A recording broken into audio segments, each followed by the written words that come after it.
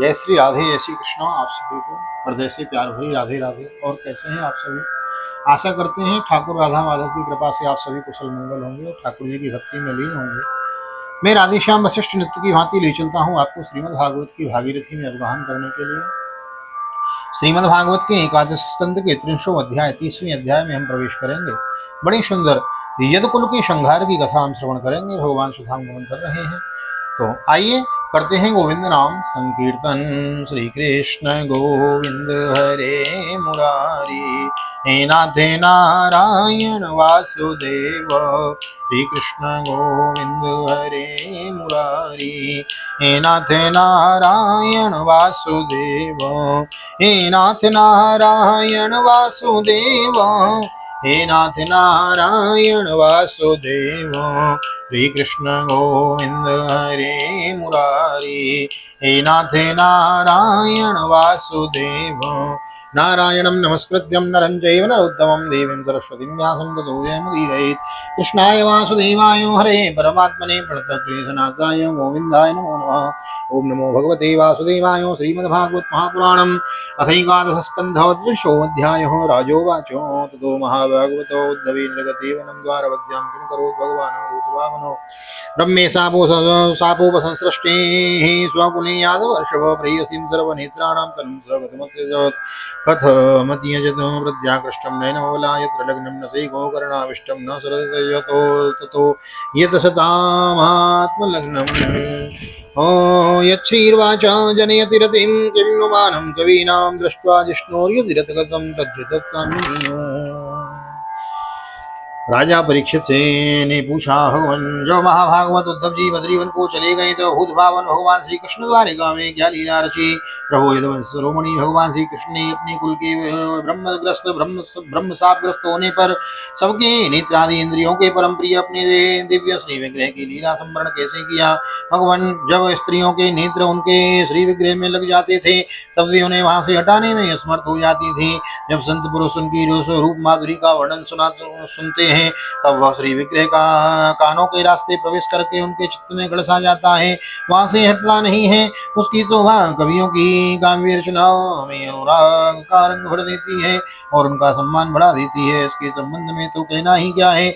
महाभारत युद्ध के समय जब हमारे दादा अर्जुन के रथ पर बैठे हुए थे, उस समय जिन योद्धाओं ने उसे देखते ही देखते शरीर त्याग दिया, उन्हें सारूप्य मुक्ति मिल गई। उन्होंने अपना ऐसा अद्भुत श्री विग्रह किस प्रकार अंतर ध्यान किया।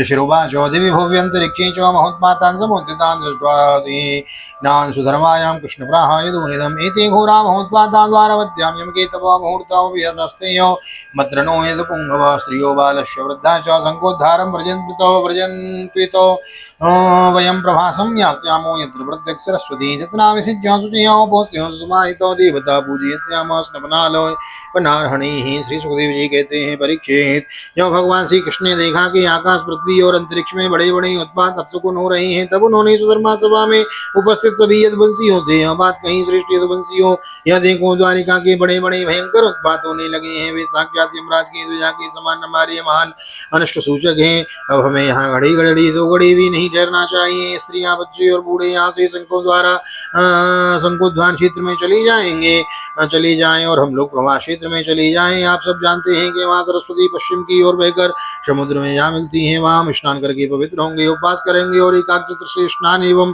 चंदन आदि सामग्रियों से देवताओं की पूजा करेंगे। ब्राह्मणस्तु महाभागान् कृतस्त्वनया वयं गोभू हिरण्यवासांसिर्कृतस्त्वनया वयं गोभू हिरण्यवासोभिर्भजासुरदस्मिस्मभिः विदिनेशो अरिष्टन्नो यष्टरिग्नो मंगलाय नमोत्तमं देवद्विजगवां पूजां बुद्धेषु परमो भव इति सर्वे समाकर्ण्यो यद्वृद्धा मधुस्पृचो ततेति नावेरुत्तीर्य प्रवासं प्रयुरते। तस्मिन् भागवतादिष्टं यद्देवेन यादव चक्रु परमया भक्त्या सर्वश्रेयोपपरितं ततस्तस्मिन् महापापपानं पपुरमेरे एकं मधुदिष्ट विभ्रंस तदियो यदुर्वल्पे भ्रश्यते मतिः। यह विधि सब प्रकार के अमंगलों का नाश करने वालों और परम मंगल की जाननी जननी है। श्रेष्ठ यदुवंशियों देवता ब्राह्मणों और गौों की पूजा ही प्राणियों का जन्म परम लाभ है। परीक्षित सभी वृद्ध यदुवंशियों ने भगवान श्री कृष्ण की यह बात सुनकर तथास्तु कहकर उनका अनुमोदन किया और तुरंग नौकाओं के समुद्र पार करके रथों द्वारा प्रभास क्षेत्र की यात्रा की। वहां पहुंचकर यादवों ने यदुवंश शिरोमणि भगवान श्री कृष्ण के आदेशानुसार बड़ी श्रद्धा और भक्ति से शांति पाठ आदि और भी सब व्रतों के मंगल कृत्य किए। यह सब तो उन्होंने किया, परंतु देव ने उनकी बुद्धि हर ली और बेहोश मरी मेरे एक नामक मदिरा का पान करने लगे, जिसके नशे से बुद्धि भ्रष्ट हो जाती है। वह पीने में तो अवश्य मीठी लगती है, परंतु परिणाम में सर्वनाश करने वाली है। महापानाभिमत्तानां वीराणां दत्तचेतसां कृष्णामय विमूढानां संघर्षं स्महानभूत् योधो क्रोध संरम्धा महिलाया माततायिना धनुर्भिर्विसर्भल्लेर्गदाभिस्त्वामरवृष्टिभिः।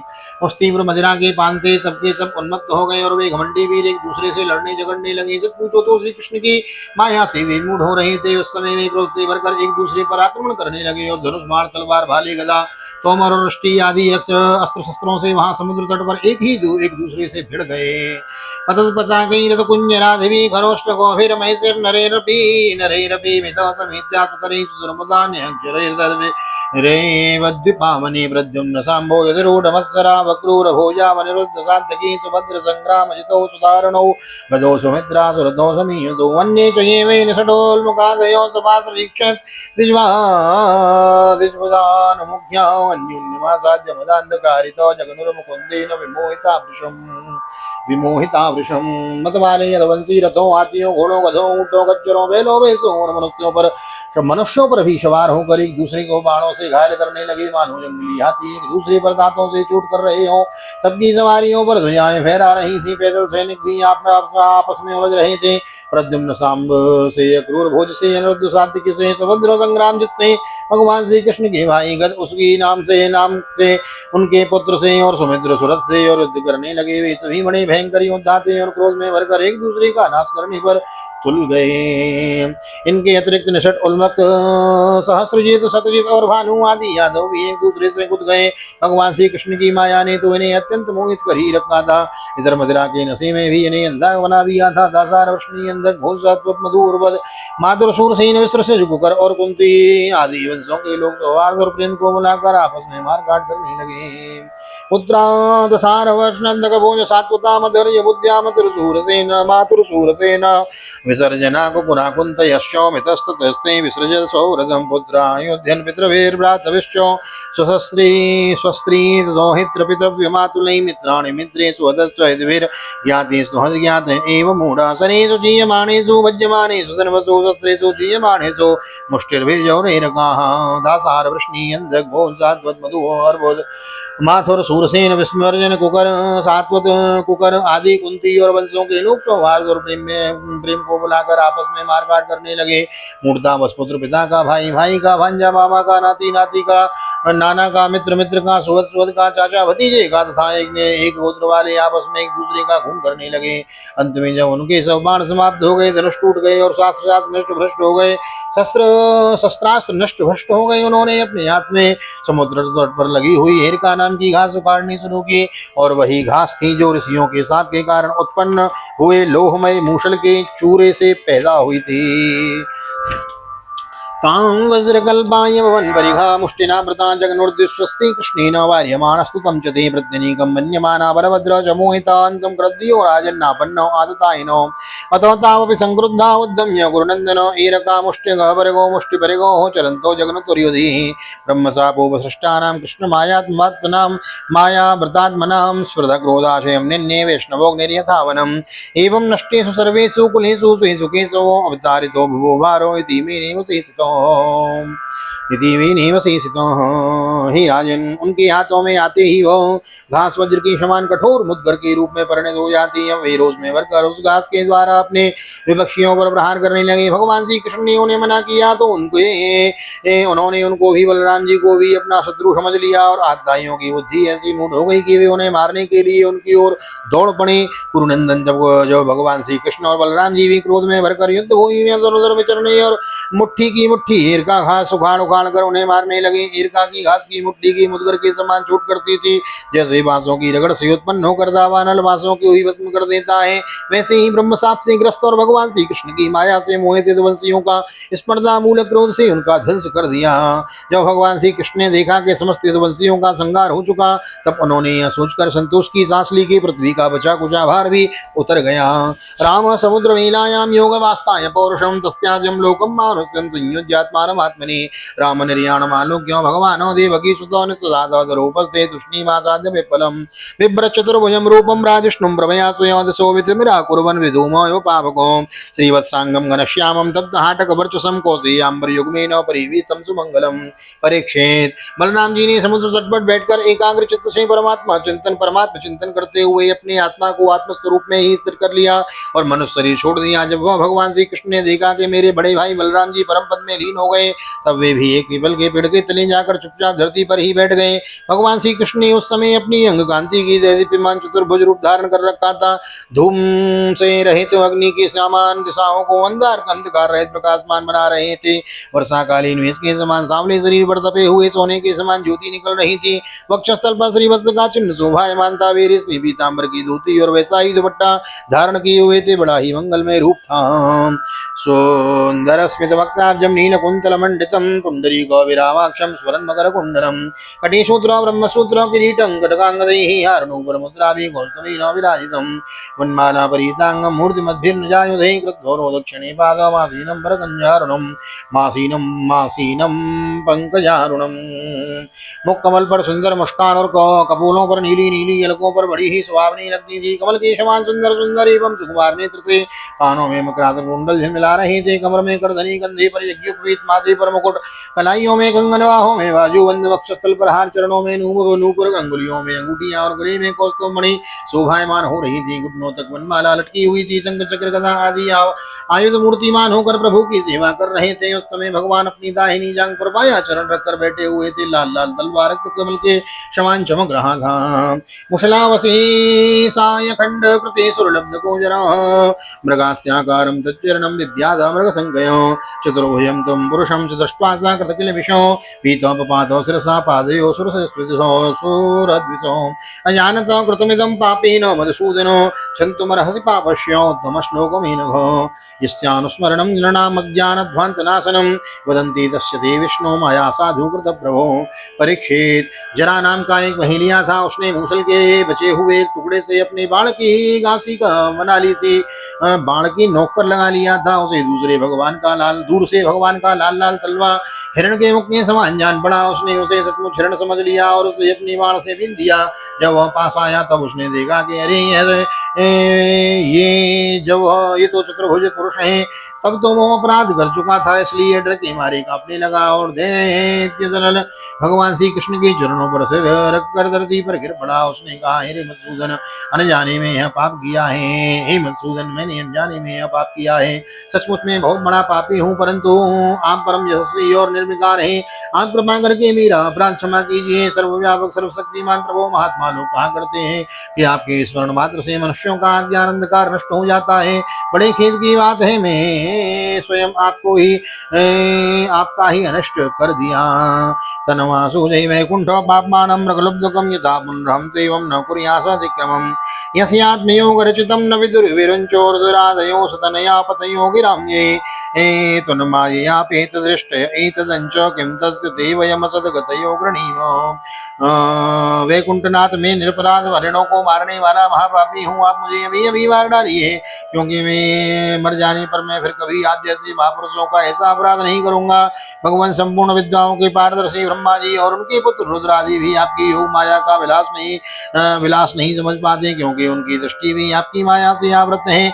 ऐसी अवस्था में हमारी ऐसे पापियों ने लोग उसके विषय में कह ही क्या सकते हैं। श्री भगवान वाचो मां भेर्जने तुमुत्तिष्ठो काम ऐसा कृतो हि मे यही त्वं मदनुज्ञाता स्वर्गं कुर सुकृतिनां पदम्। भगवान श्री कृष्ण ने कहा, हे जने, तू डर मत, उठ, यह तो तूने मेरे मन का काम किया है। जा, मेरी आज्ञा से तू स्वर्ग में निवास कर, जिसकी प्राप्ति बड़े बड़े पुण्यवानों को होती है। बड़े बड़े पुण्यवानों को होती है। प्रत्यादिष्टो भगवता कृष्णेनेक्षा शरीरिणो त्रिपरिक्रम्य तं नद्वा विमानेन दिवं ययोः दारुका कृष्णो पदवीमन्वीक्षन् अधिगम्यतां वायुं तुलसिकामोदमाग्राया विमुखं ययोः। श्री सुखदेव जी कहते हैं, परीक्षित, भगवान श्री कृष्ण तो अपनी इच्छा से शरीर धारण करते हैं। जब उन्होंने जरा व्याध को यो आदेश दिया तब उसने उनको भी 3 बार परिक्रमा की, नमस्कार किया और विमान पर सवार होकर स्वर्ग को चला गया। भगवान श्री कृष्ण का सारथी दारुक उनके स्थान का पता लगाता हुआ उनके द्वारा धारण की हुई तुलसी की गंध से युक्त वायु सूंघकर उनके होने के स्थान का अनुमान लगाकर सामने की ओर गया। तम तत्र दिग्मतुगुबेतु विना युधिर्व्रतम हस्वद्वमूले कृतकेतनं पतिं स्नेहप्लुतात्मानि पादयो यथा दवप्लुप्य स्वास्मलोचनो अपश्यतस्त्वच्चरणाम्बुजं प्रभो दृष्टि पुनष्टां तमसि प्रविष्ट दिशो न जाने न लभे न शान्ति लभे च शान्तिं यथा निशाय मुटुपे प्रनिष्ठे।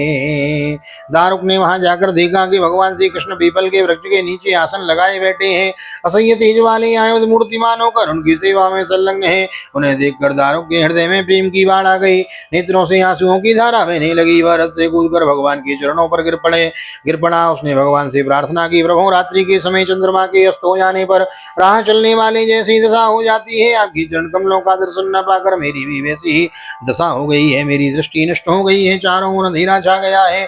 अब ना तो मुझे दिशाओं का ज्ञान है और न मेरे हृदय में शांति ही है। इति ब्रुवति सूते मे रतो गरुडलांछन कमुदुपपात राजेन्द्र शाश्वतध्वज उदीक्षत तमन्वक्षन् दिव्यानि विष्णु प्रहरणानि च तेनाति विस्मितात्मानं सूतमाह जनार्दन गच्छ द्वारवतीं सूतो ज्ञातीनां निधनं मिथो संकर्षणस्य निर्याणं बन्धुभ्यो ब्रूहि मादशाम्। परीक्षित, अभी दारुक इस प्रकार कह ही रहा था कि उसके सामने ही भगवान का गरुड़ ध्वज रथ पताका और घोड़ों के साथ आकाश में उड़ गया। उसके पीछे पीछे भगवान के दिव्य आयुध भी चले गए। यह सब देखकर दारुक के आश्चर्य की सीमा न रही।